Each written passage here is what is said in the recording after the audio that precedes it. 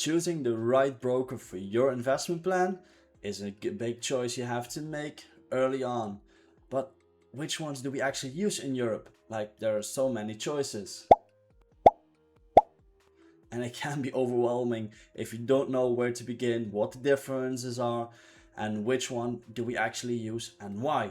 I'm going to explain that in this video, and I'm even going to show you which one I use and why I use it. Alright, so first up is Degiro. I'll start with the pros first and then we'll continue to the cons. So we'll start with the pros. Now, Degiro has one of the lowest cost of any broker, which results in a higher net profit. It also has a big offer of stocks, ETFs, bonds, etc. from multiple exchanges. So you can have a variety of stocks to choose from. It's very beginner user friendly. So if you're a beginner, you're new to investing, their website and their app, they have amazing intuitivity. So it's easy to get into as a beginner. Now let's continue into some cons. So Degiro does not support fractional shares. So a fractional share is that you buy like 1/10 of a share instead of having to buy the entire share. Degiro does not support this, so if you want to buy a stock, you have to pay the full price for it, which can make it difficult if you don't have a lot to invest. It also does not support automatic investing, so there's no auto invest function, which can lead to you forgetting to invest, which can lead to, of course, less net profit. So summed up for Degiro, we have the pros, which is it's low in cost, it's beginner user friendly and has a wide range of stocks. And one thing I forgot to mention is it does pay your taxes for you. So if you receive dividends, you automatically pay dividends, so you don't have to keep track of it. You always double check, of course, it's always better to do, but Degiro does it for you.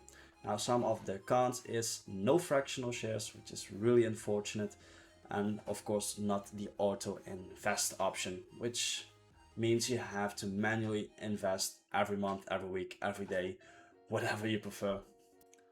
Alright, so let's continue with interactive brokers. So you might have heard of this one before, it's a very popular one.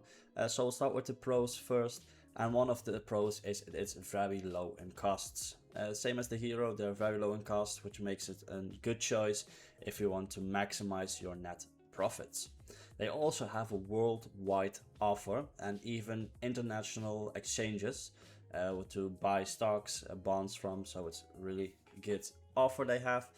They have no service fee, so there are no monthly costs to just having an account over there, which again improves your net profits, and they have some advanced tools. Now, one of the cons is it's quite complex. So if you're a beginner, it's not really beginner friendly and has a steep learning curve, which once again, if you're a beginner, makes it hard to get into.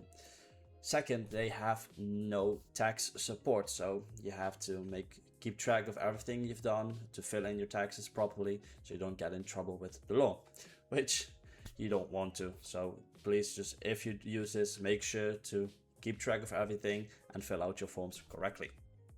They also, I don't think this is going to be a problem, but it's one of the downsides. Their customer service is only in English.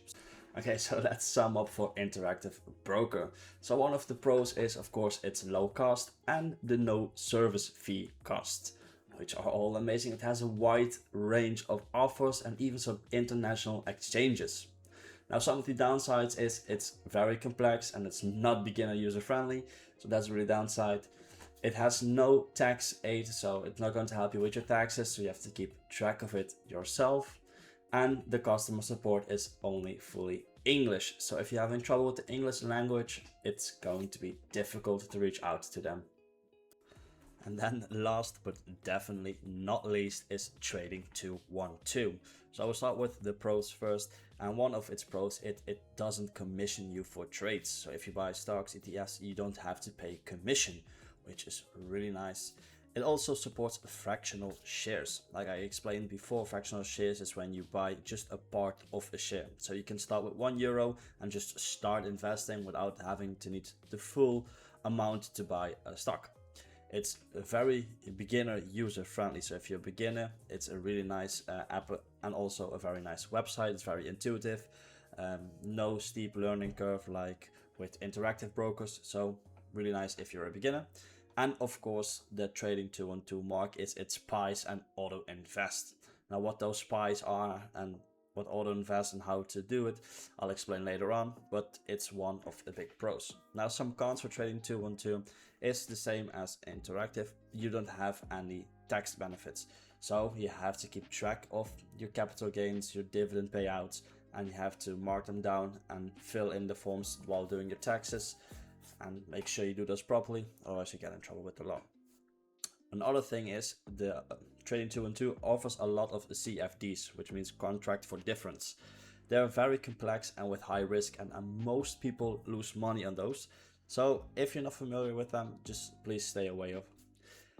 And then of course they have limited analysis. So if you want to do some research on a stock, it's very limited on Trading 212, so you need external sources to do your research. So now let's sum up Trading 212. So first up, the no commission fees, which is always nice to have. Fractional shares, which I really do prefer to have some fractional shares. And of course the pies feature. And with the pie feature comes the auto invest feature as well. Now some of the cons is that it doesn't do your taxes for you, so careful with that, you need to keep track of it. It offers a lot of CFDs, so be aware of those, and there are no analysis or really fundamental analysis you can do on any stock. So now we're going back to Trading 212 because this is the broker that I chose. I started off with Degiro, it's quite some time ago, but I eventually changed to Trading 212 simply because of the fractional shares, and I really like the pie feature. So if you're new and you haven't seen any of my videos, you don't know what the pie feature is. So a pie is basically you choose a pie which you can fill with your own stocks. So I have my dividend growth pie, I have 3 stocks in it right now. And what I can do is I can put money into the pie and it distributes the money over those stocks. I can choose how it wants to distribute them. So I can choose maybe like 50% Johnson & Johnson and 25 Coca-Cola and 25 Procter & Gamble. I have it set to even-ish right now. It isn't always perfect, but it tries to even it out, which is really nice. And you can auto invest. So I have one pie, which is my ETFs, my European ETFs. If you have no idea which European ETFs we are, I'll link a video above and you can see which ETFs we have in Europe. But I have auto invest on this. It invests every month without me having to do anything, and it distributes the money over these 2 ETFs, which one of them, this one, is for dividend payouts, and the other one is for accumulating dividends. Now, if you don't know what accumulating dividends is, I also have a video about accumulating dividends, so you can see what those are and how they can benefit you. So this is the reason I chose Trading 212. I really like the platform. It's beginner user friendly. I like those pies, and those fractional shares are really amazing. So if I open one up, Johnson & Johnson, it says I have 1.57708,155 shares. So if you're using Degiro, this would not be possible. I would just have one of Johnson & Johnson, and I would have some extra cash laying around, which would have no use.